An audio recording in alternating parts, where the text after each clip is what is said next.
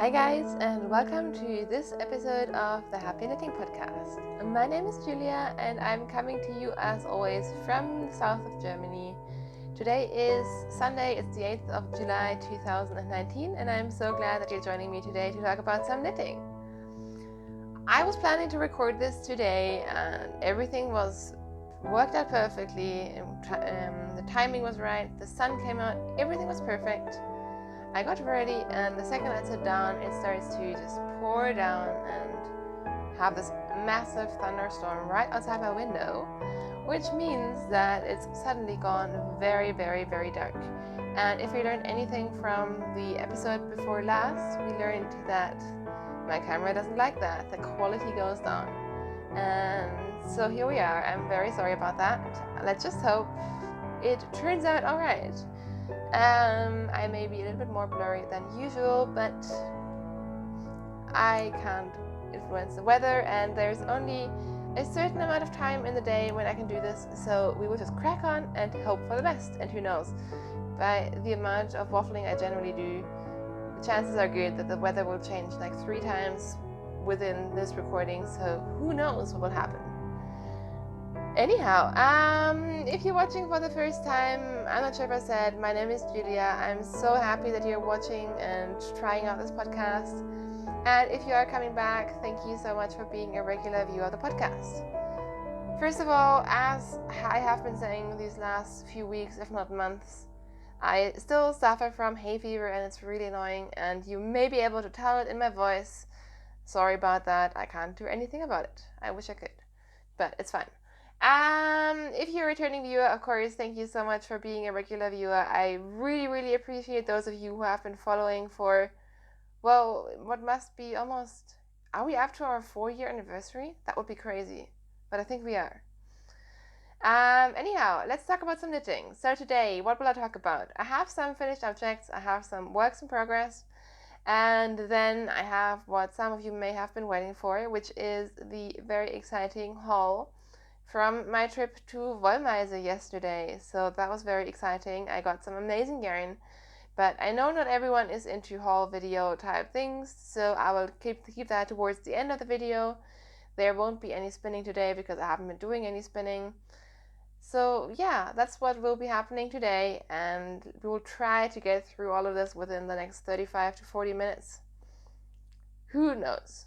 Who really ever knows how long these podcasts are?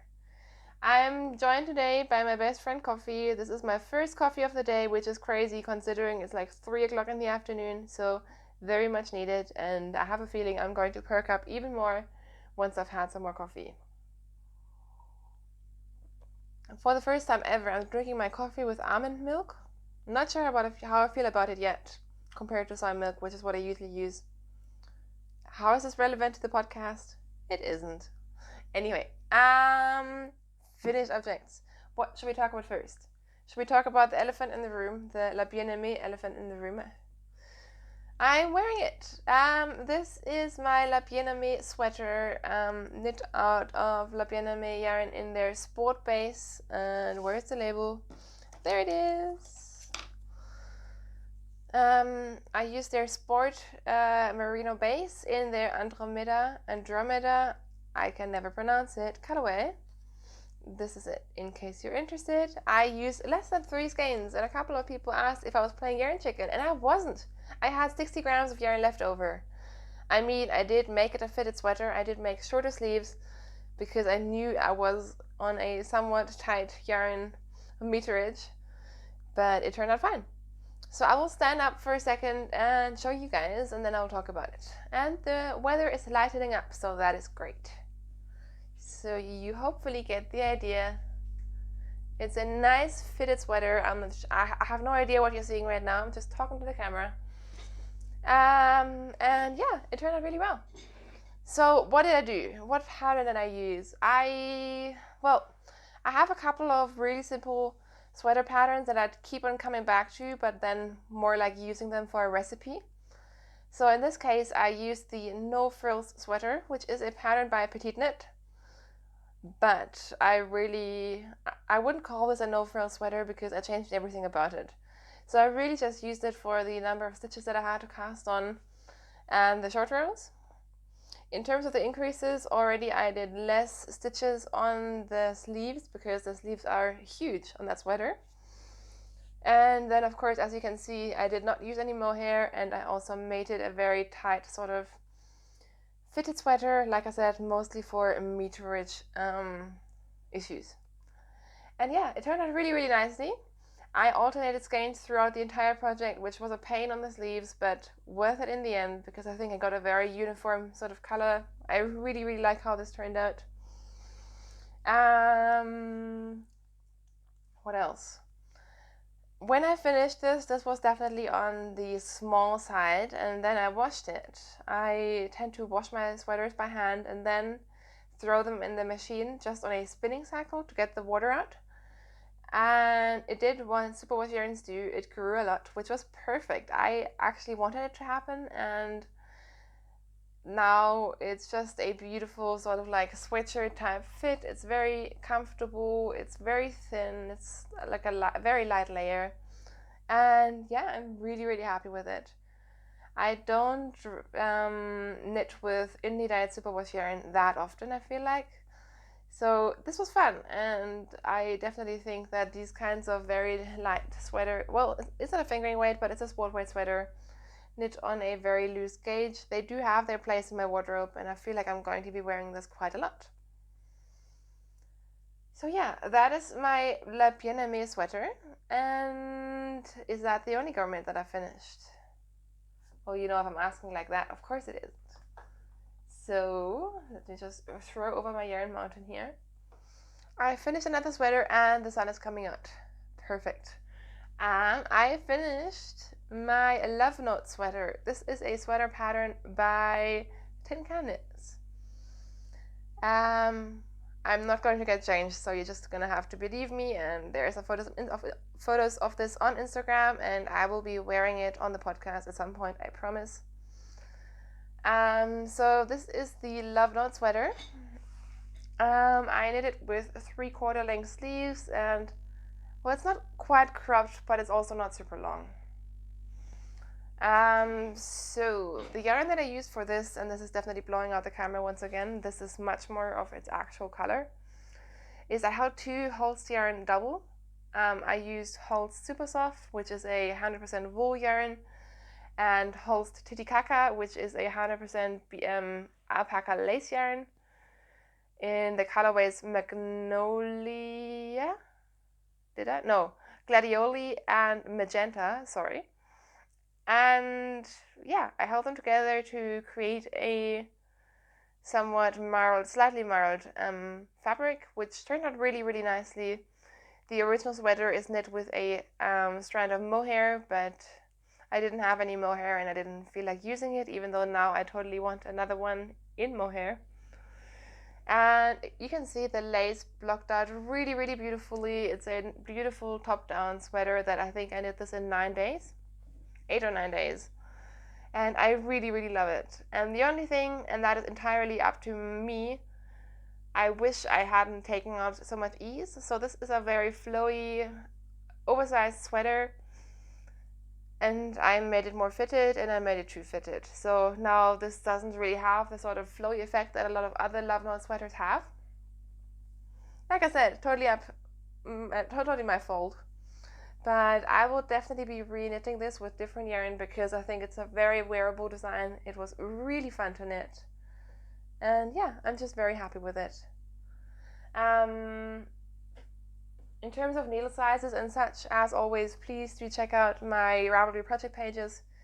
You may or may not know that I don't do show notes. Sorry, hair everywhere.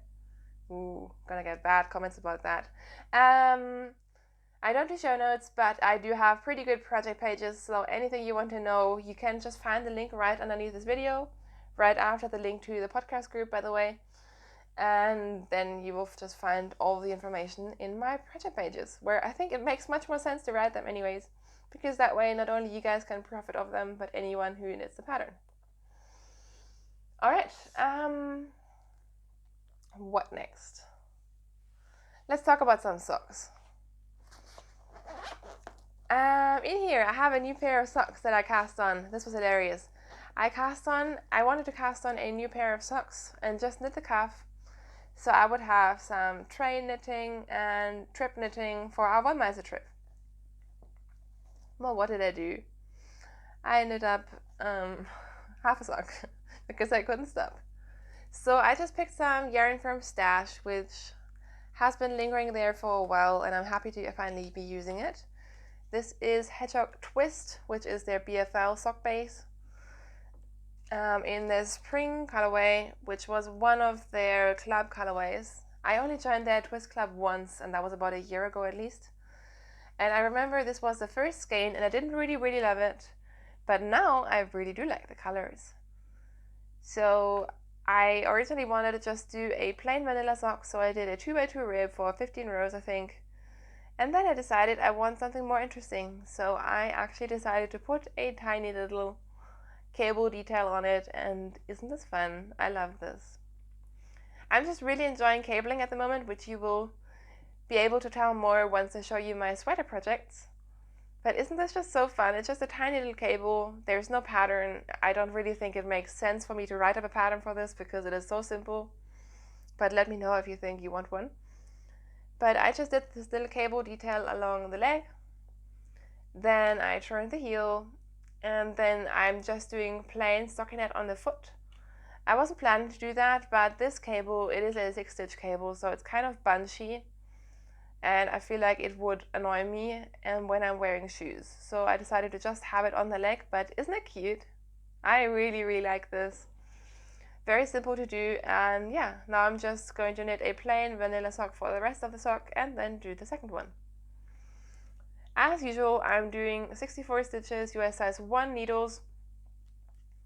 But this sock felt very big, which makes sense in hindsight because this is a slightly thicker yarn base, which of course I didn't think about when I cast on the sock.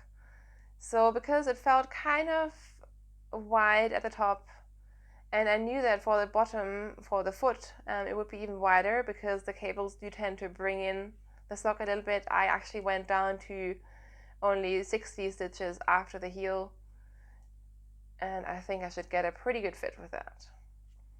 So that's where we are. I'm really enjoying how the yarn is knitting up. And that is sock project number 1. I love these. I think they're so fun. My next socks, and I apologize, this is going to be a bit of a Wollmeise episode, which I'm pretty sure you guys won't mind, but who knows. My next project is a pair of Wollmeise socks that you may know I've been knitting for a while.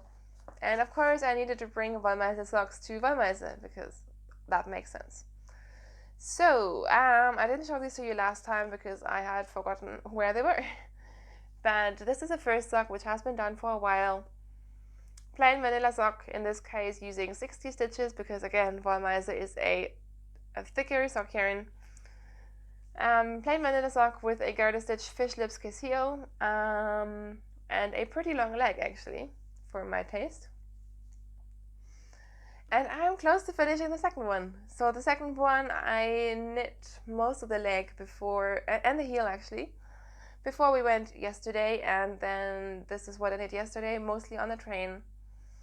Partly at the store, but I didn't really knit that much because I was constantly jumping up and down and trying to make decisions and being in complete decision paralysis. So yeah, that's where we are with these. Again, they're plain vanilla socks. The colorway for these, this is a twin base, which is their sock base, and this is the colorway name. No whale watching in Colorado, thanks to anyone who cleared it up for me last week. And this is one of their Nobody is Perfect skeins, so I think there's a color mistake in this colorway, which I totally don't mind, but I got this yarn on the Wollmeise sale last year. So that's it for my socks. Let's talk about some garments. I'm not going to show you my handspun shawl today, not because I haven't been working on it, I actually have, but it doesn't change that much. It's still a garter stitch shawl. I'm also not going to show you my tarmac tank because I have knit exactly half a row of that, and the reason for that is that I really only knit half a row because I needed to free a needle. That top is never going to get finished. Oh well, let's talk about things that I am knitting on. So I have 2 new sweater cast-ons and I'm so excited about them. The first one is with my handspun yarn that I've been talking and spinning and just telling you guys about for quite a long time now. So this is the yarn that I spun from a German carded fiber from Coburger Fuchs sheep. It's a kind of rustic sheep breed that comes in a like beigey color, and you may remember for weeks and weeks and weeks I spun this up on my e-spinner into a woolen spun 2-ply. So this is what the yarn looks like. It's very, very, very woolly. I love it, but I will say it is definitely a rustic, very rustic yarn. And I cast on a sweater, you guys, and it's stuck in my bag. So let me organize myself. This is the Avalanche sweater by Heidi Kirrmaier. And oh my gosh, just looking at it on the screen, I'm so proud of this. I was thinking about it, and for most knitters, this is probably the most boring project ever because it's just a plain, natural colored, rustic, some might say scratchy yarn. And yet for me, this is just everything because, you know, I got this 1 kilo plastic bag full of this fiber, then turned it into yarn, and now it's turning into a sweater. Like, I just love the fact that I can do that, and that is just making me so happy. So like I said, this is the Avalanche sweater, which of course you can buy on Ravelry. And it's a really clever setup. I really enjoyed the instructions. They aren't really a row by row instructions. They're more kind of giving you the idea and then just letting you do your thing, which I personally really enjoyed once I understood what they were trying, or what Heidi was trying to tell me. So, you know, you start from the top down, do some short rows, and then go into this really fun pattern. It's got some cables, it's got some lace, and I just think it's really pretty. The back is just plain stockinette, by the way. So you're just basically doing something every second row, and every other row is more like a rest row. The charts are super memorizable, so now I'm just happily cruising along on the body. I separated for the sleeves, as you can see. And yeah, I feel like I've made quite a lot of progress on this, but this is on a, I think, 17 stitch gauge. So it does go quite quickly. It would go more quickly actually if I wasn't fighting with the yarn a little bit. It just tends to be the reality for me that knitting with handspun yarn, it just is a little bit denser and not as easy to knit with than as like a commercial, super soft, possibly superwash yarn would be. But I'm really enjoying it, and I'm just really proud of it as well, if I'm being honest. It's going to be interesting because I used up, or I started using the 2 skeins that were the most similar in terms of their length. And I will have to obviously then fade in my other skeins, some of which have slightly more yardage, so they will be slightly thinner. So consistency may still be a bit of a problem, but I think overall it should be fine. Like, if I show you a close-up, it's not super even, but it's even enough. Like, I'm still pretty proud of that, considering it's a woolen spun, and woolen spun will never be as even as a worsted spun yarn.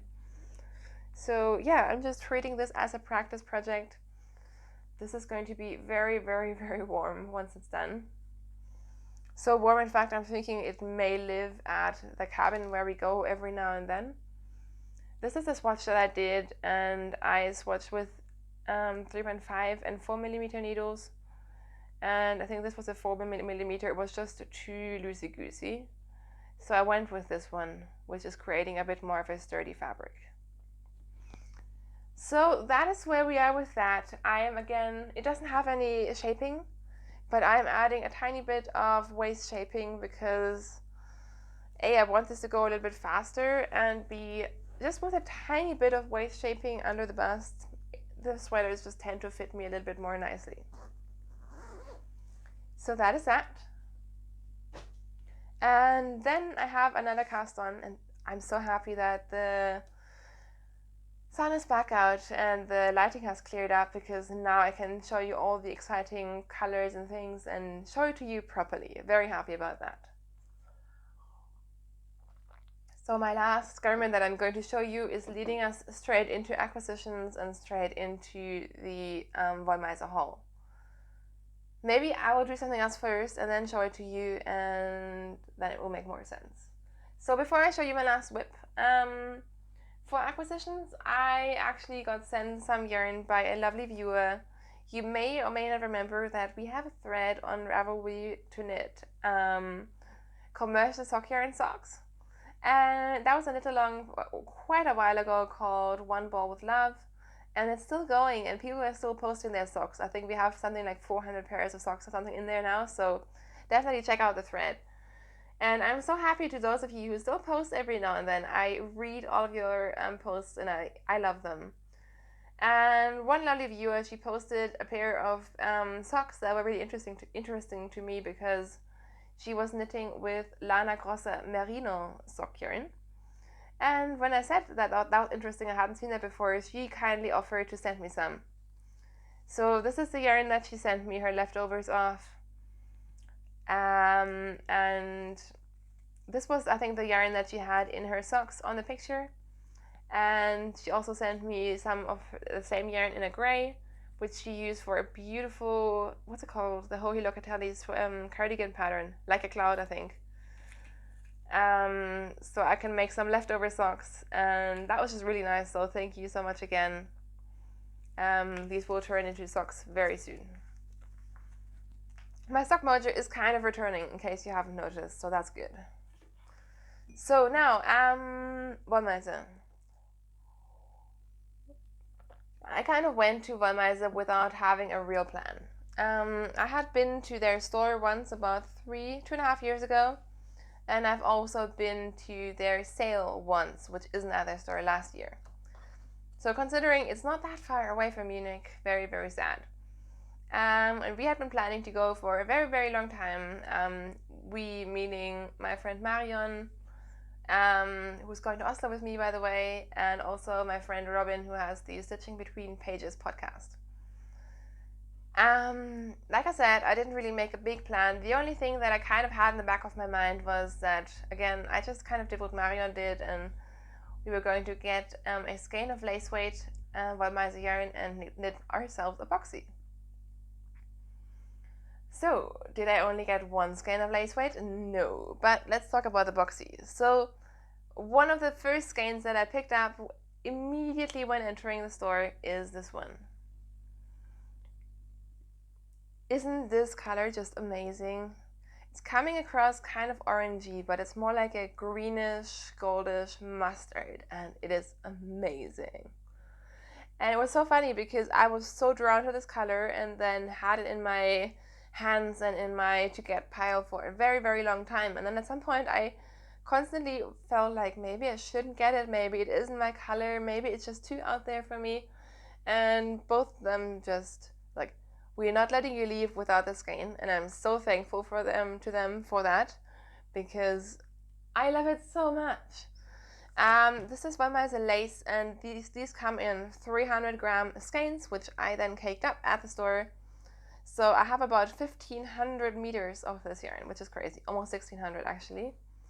And this is one of their very new colorways called Catriona.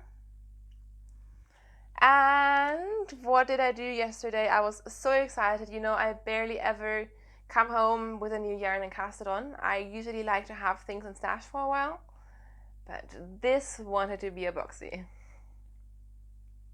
Yes, I blame Amy of the Stranded podcast. I don't know. You may remember, if you've been watching for a very long time, I knit myself a boxy, a faded one, I think 2 years ago. It was a faded version using 4 different blue variegated skeins, and I don't wear it a lot because it's just too colorful for me. So I really wanted a plainer boxy, and already for the first one I didn't make it as wide because that's just crazy. I looked it up. For my first boxy I cast on I think 270 or 280 stitches. And for this one I did 300, which is still less wide than it needs to be. and will still be super, super boxy on me, so I'm not worried. So I cast this on yesterday, and little trick, if you don't want to run the risk of casting on a million stitches and then twisting them and having to frog it all, like some people did, what I did was I actually cast it on and knit the ribbing flat, so I just knit in rows back and forth. I also added a couple of rows of the rib because I know that this rib is known to flip up. And only after knitting the rib, I joined it in the round and hence had no problem with the twisting. What did I not do? I didn't do a gauge swatch. And I've never knit with this lace yarn before. But then I kind of think, like, what could go wrong? As long as I like the fabric, it's going to be super wide anyways. So I'm just going to swatch, or I'm just going to measure the gauge, I should say, once I have a little bit more stockinette done, to get more of an idea and see if I have to modify the neckline or anything, or if I'm anywhere near what it's supposed to be anyways, I will just leave it. So very, very bad knitter, no swatching, but I think in this case it'll be fine. Famous last words. But you can see, I've made quite a bit of progress considering these are 300 stitches on the needles. I started with a 3.0 millimeter needle for the ribbing and then moved up to a 3.5 US size 4 for the main body in stockinette, and I think the fabric is coming up really, really nicely. It's looking kind of hotly because it's kind of, well, it is a little bit see-through, but as a sweater I think it's going to be amazing, and I love the variegation and I could not be more excited about this. I mean, I have, like, oh my gosh, so much stockinette to knit now. Not sure if I'm excited about that, but I think this is going to be an amazing garment, and yeah, I can't wait. Also, this is my first time knitting with Wollmeise lace, and I didn't think that I would like it, but I really do like it. I may actually like it more than their pure base, which I've used for garments before. So very, very, very happy with this, and very happy that they didn't let me leave the store without getting this colorway. So that's my last whip, and we're right in the middle of the Wollmeise haul. So what else did I get? Since we're on the lace train, let's just keep going. The second skein that I picked up, we were there for like 3 hours, and I basically got 2 things that I picked up within 5 minutes of being in the store. And again, this is one of their very new colorways. This is called Samus. And again, it's a beautiful, slightly tonal, almost variegated yarn, and it's these dusky purples. It's kind of a darker version of what I'm wearing, to be honest, which is what made me think, do I really need this, for quite a while. But this was the last skein that I had in the lace yarn, and again, I'm so happy now that I got it. I think this is a very, very me color, and you may know that a lot of the Wollmeise colors, they're either very, very solid, or they are crazy. And both this and the one I showed you before are, I think they're called, what are they called? Not fades. I think they're called melange. And they are, you know, they have tonality, but they're not crazy variegated, and I really, really like that. So again, very happy with this one. Same yarn as the one I just showed you, had to come up with me. And then you would think, that is enough of lace yarn, Julia, stop it. But, you know, there's this podcaster called Ellie of Skandir, and whatever Ellie does, I need to do it too. And I don't even know, I think Marion had the idea of knitting a very dark burgundy sweater. I think she was going more for a red, but my mind went to dark burgundy.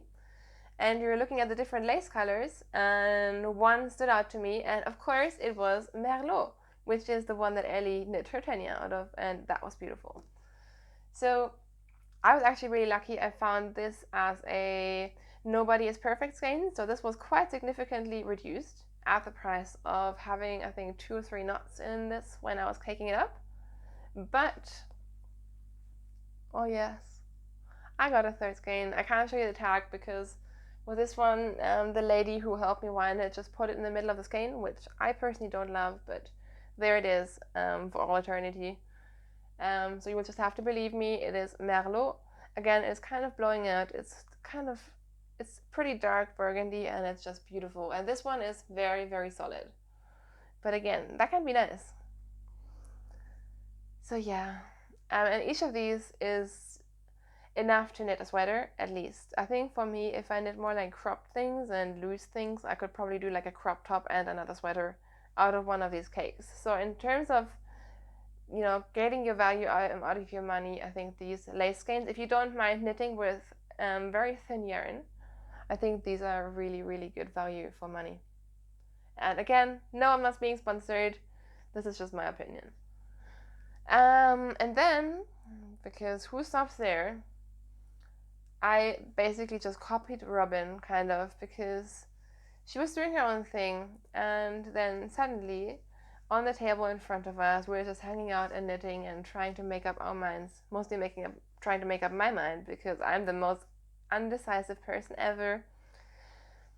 She had this beautiful palette of yarn, like everything she had lying in front of her was beautiful, and she had just gone and picked these minis and made this amazing color combination. And she totally inspired me, and I kind of ended up doing something very similar. So I got these 4 mini skeins, and these are 30 grams each, so they're not necessarily very much mini. These are 105 meters per 30 grams, and just this color combination. It's very Robin, but it's also very beautiful.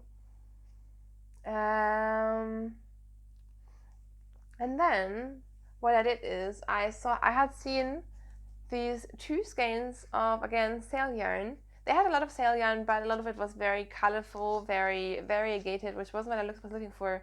But I had seen these 2 earlier. They're this bluish gray, called Chic. And I wasn't quite sure. And then I put 2 and 2 together, and isn't this just perfection? Like, this is just, I'm so in love with this color combination. Let me hold it up properly so you can get the full effect of how pretty this is. I think this was just a match made in heaven, and I am so excited about this. So these are all in the Pure base. The Pure is their 100% wool base. It's about a sport weight, and I've knit my Jolie sweater in this base out of 2 skeins of it, actually. And this is going to be something colorwork, fadey, and it's going to be amazing. And I'm very, very happy with that. So, I'm just dropping everything all over the place now. But can we do this? Let's see. These are my acquisitions. Ah!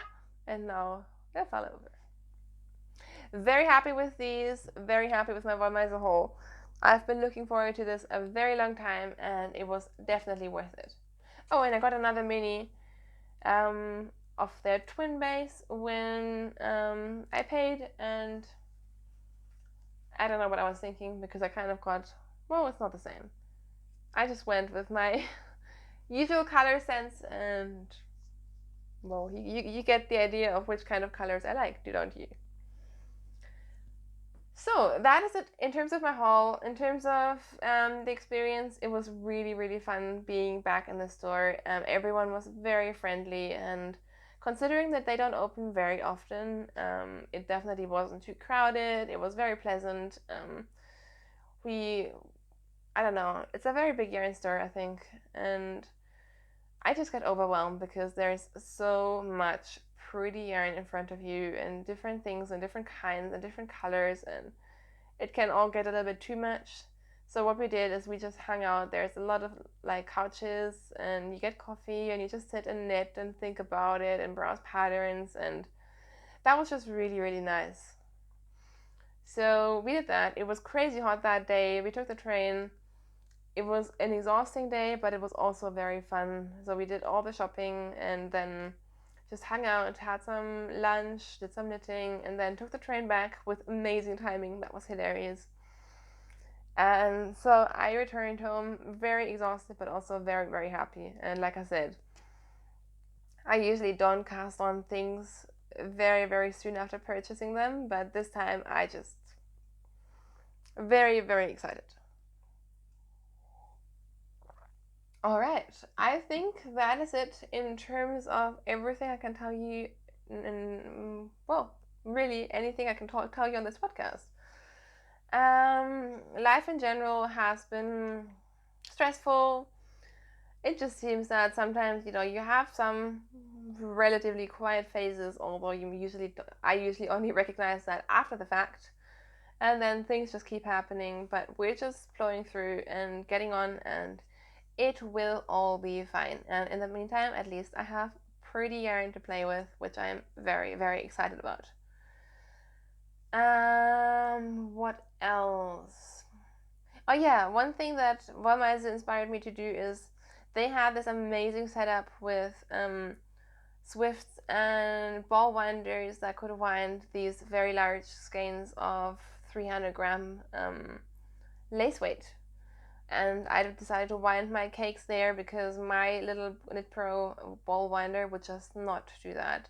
And also I have a crappy swift, you can see it up there, it's this like plastic kind that works pretty well, but mine is very old and it hasn't been working well for a year.